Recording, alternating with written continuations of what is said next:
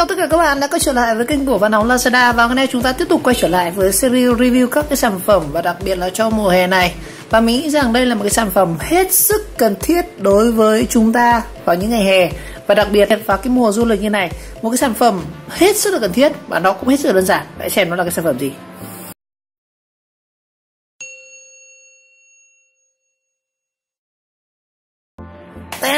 Ten. Đây, cái sản phẩm mình muốn giới thiệu với các bạn ngày hôm nay đó chính là một cái đôi dép Thái Lan, hay gọi là tông Lào, hay dép Thái Lan, hay gọi là đôi xỏ ngón, hay là dép tông thì đều gọi là một thôi. Và đây là một, mình nghĩ rằng với cái mùa hè khi mà chúng ta chuyển sang cái thời tiết đang chuyển sang nóng rồi thì các bạn có thể là đi du lịch và đặc biệt là cái mùa đi biển thì đây là một cái sản phẩm mình nghĩ rằng nó không thể thiếu được, rất cơ động, rất linh hoạt và cũng rất là thoải mái luôn. Đó chính là những chiếc tông này. Đó. Rồi mình đang cầm trên tay đây là một cái sản phẩm, cái sản phẩm này có lẽ các bạn mua ngoài thị trường chắc chắn là không có, vì đây là cái sản phẩm mà nó thuộc dạng là gift, quà tặng. Cái này thì mình có được tặng từ bên CGV Cinema nha anh em. CGV là cái cụm rạp mà rất là nổi tiếng của CJ, của một cái tập đoàn rất là lớn ở bên Hàn Quốc. Ở Hàn Quốc thì người ta sẽ, khi mà nói các tập đoàn lớn thì người ta sẽ nghĩ ngay đến là Samsung này, LG hay là Gangnam.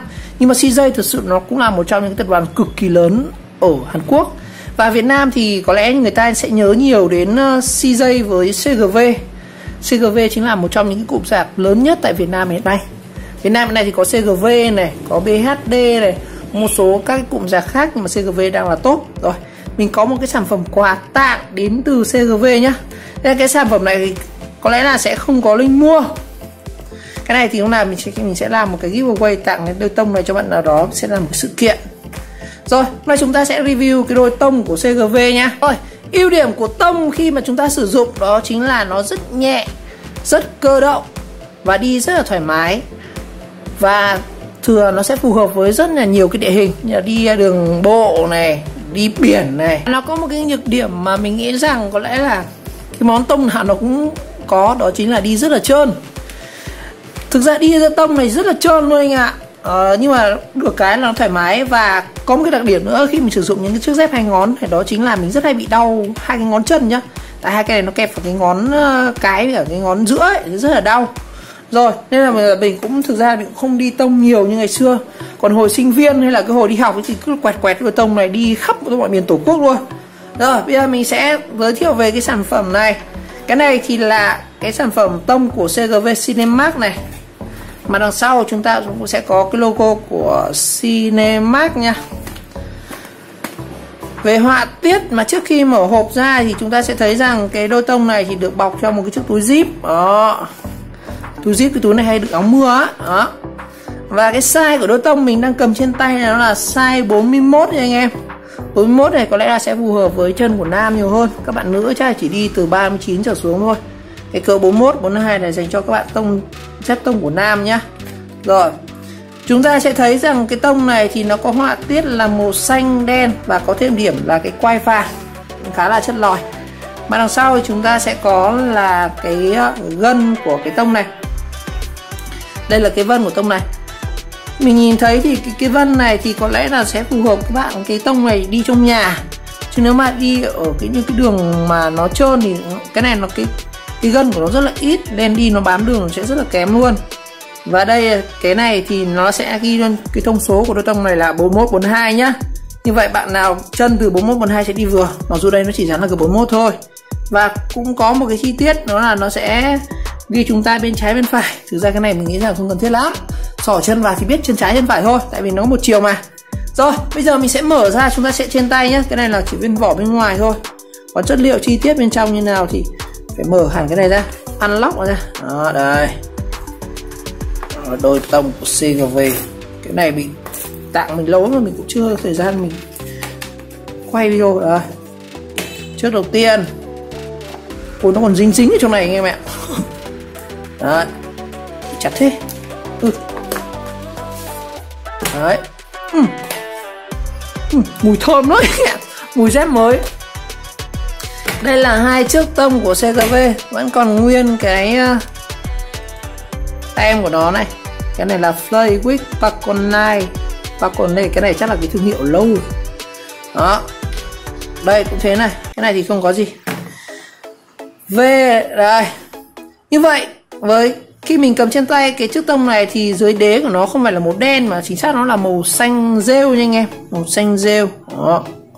Cái quai thì sẽ là quai màu vàng, và trên chiếc quai này thì được in là nó dập một cái chữ logo của CGV này. Đó, nhãn hiệu của CGV. Đây, cái này thì giống một số loại tông trên thị trường thôi. Mặt dưới thì chúng ta sẽ được sơn cái họa tiết là hình, ở đây là theo mình thấy là hình con cua hay con bạch tuộc đấy đang bơi giữa biển, ở đây có mấy con cá này. Đó, cái mép này thì nó bắt đầu nó sứt rồi.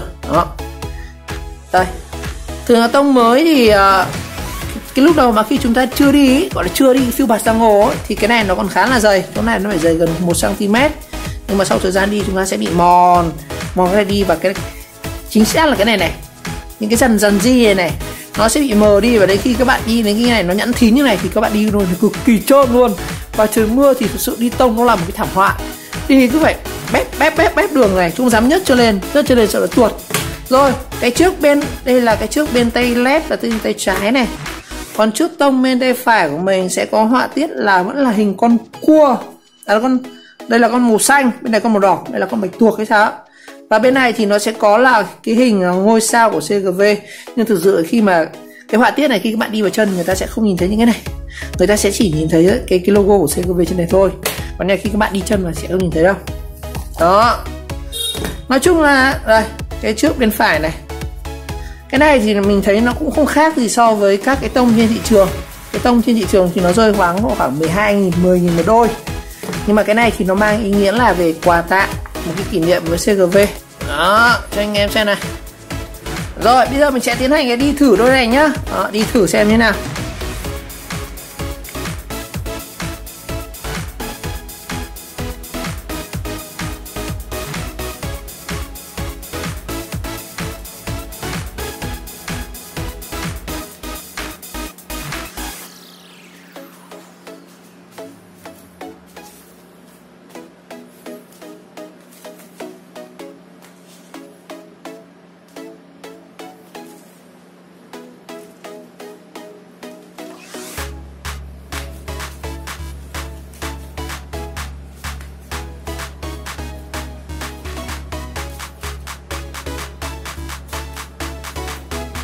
Cảm nghiệm của mình khi mà bước đi trên chân cái đôi CGV này thì nó có một cái màu vàng này, mình liên tưởng đến những cái đôi tông can gà ngày xưa rất là nổi tiếng của Thái Lan, nhưng mà một cái màu vàng thì có thể nói là một màu vàng huyền thoại của những đôi tông ở Việt Nam.